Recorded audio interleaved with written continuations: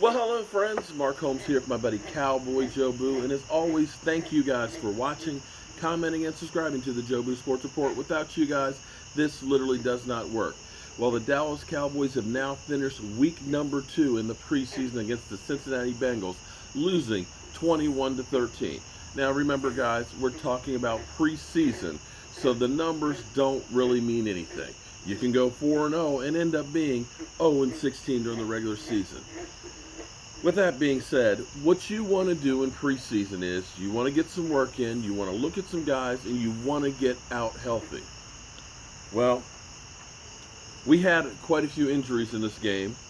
We saw Zack Martin get help getting up and walking off the field, went to the tent, the first aid tent, for about 10 minutes, and then go to the locker room. There's no exact word to the extent of the injury other than it's a left knee injury. But fortunately, we did see him standing on street clothes on the sideline at the end of the game. No word exactly what or how bad the injury may be. Hopefully it's just like maybe a little bruise or maybe a slight sprain, something that won't keep him out of the starting lineup. We know that Travis Frederick did not play because he was dealing with a shoulder stinger. Again, don't think that that's a major injury and things. I think they're just playing cautious on that one, and that's why he didn't play it. Now, in listening to Nate Newton, who's talking about his concerns in the offensive line, if we do in fact lose those two guys for any extended period of time, you've got Joe Looney, who was actually playing center, not quite as good as Travis Frederick, but didn't do a bad job. He also plays guard. Now, the problem you may have is now all of a sudden you may have to start juggling the line if you don't have both of those guys. Because Cam Fleming is really a swing tackle. You'd rather have him play tackle than, say, guard. You may end up having to kick Lyle Collins back to guard and so on. But hopefully we won't have to worry about that situation, because I got to be honest, the second team and third team offensive line did not look good at all. When the starters left, the score was 10-0. The defense was playing literally lights out. And our team controlled the clock completely. In the first half, we had the ball for 20 minutes and 23 seconds to 9 minutes and 30 some odd seconds. 2-1.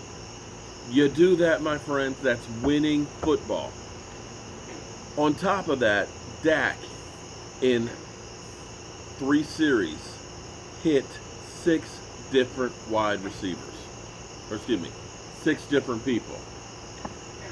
We did all this without Zeke Elliott even being in the game.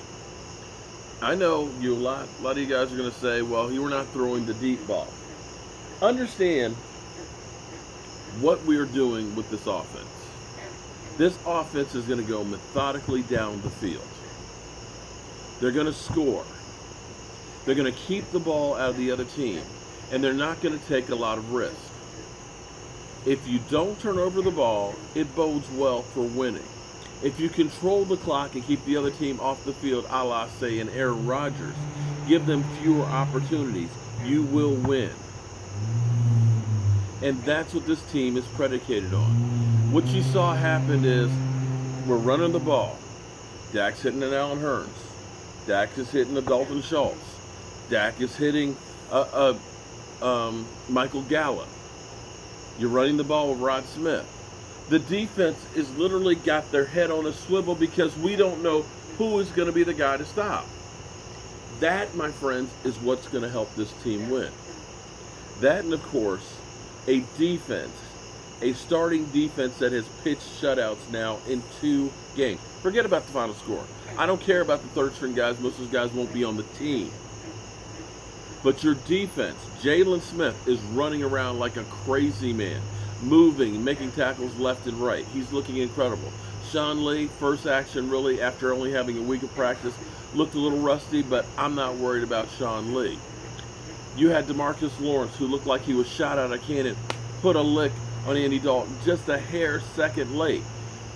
You had a Taco Charlton get a sack. You had a Randy Gregory who, in his first action, looks like he's excited about being out there, got a little pressure, but needs some work. You can see he's really, really raw. Tried a spin move, but just didn't get the timing right, didn't get the push off of it to really rotate past the guy, and just kind of spun around in the guy's face. But he'll get there. The Bengals in their first 2 drives, 10 yards. 10 yards. They didn't do squad douche. Andy Dalton, are you kidding me?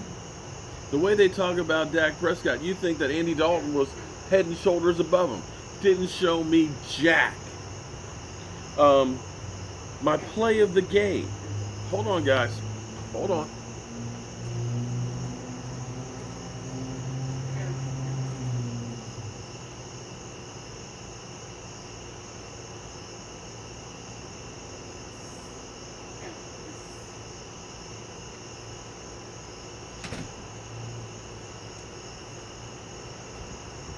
My play of the game goes to Rico Gathers in the 4th quarter.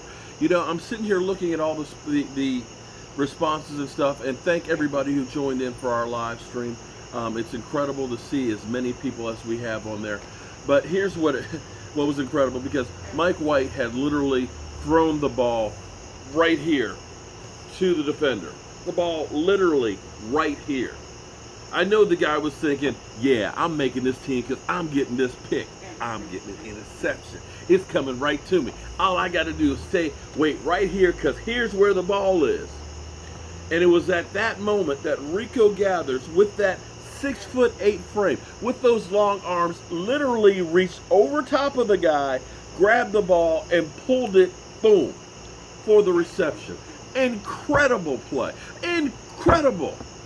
And I'm going to tell you, he gets knocked around a lot. He gets told that he doesn't have the football IQ. He gets told that he doesn't block. But I got to tell you, a guy that can make a play like that, a guy that I saw last year running down the field in stride with those hands and that God-given height, if you cut that guy, you're going to look back and say, we screwed the heck up, because I'm telling you, he can be a playmaker. He may not be an every down player.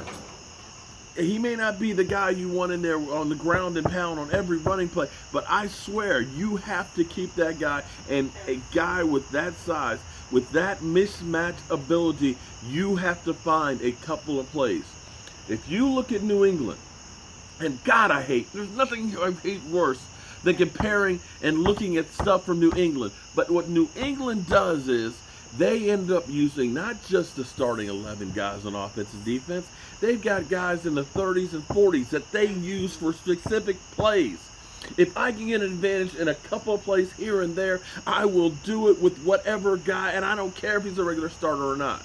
And that's, my friends, what the Cowboys have to do. This offense, I'm excited about.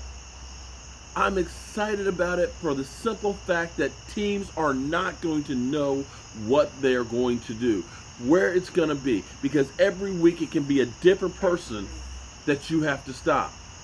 You look at Michael Gallup and those hands. You look at Allen Hurns make a couple of catches. And if you can go ahead and find a couple of spots, not a whole lot, a couple of spots for Rico Gathers, I'm telling you, it's going to bode well. Now, on the injury front too, again, it wasn't just Zack Martin, and we're all holding our breaths and praying that the $90 million man is okay. But also, Xavier Woods pulled a hamstring, or hamstring issues, left. Almost had an interception, nose was right there, came up, gimpy, went off to the sidelines. Don't know the extent of it. That one you worry about, because we know we're thin at safety. Starting safeties plan to be Jeff Heath, Xavier Woods, with Kevon Frazier as a backup.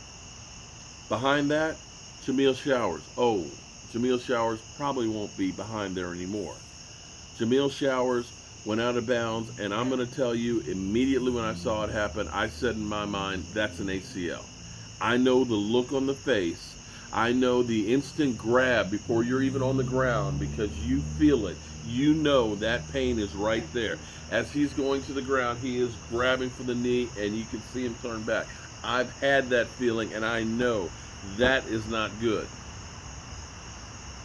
So now you've got Xavier Woods with a hamstring issue. The next guy down is probably gone for the season.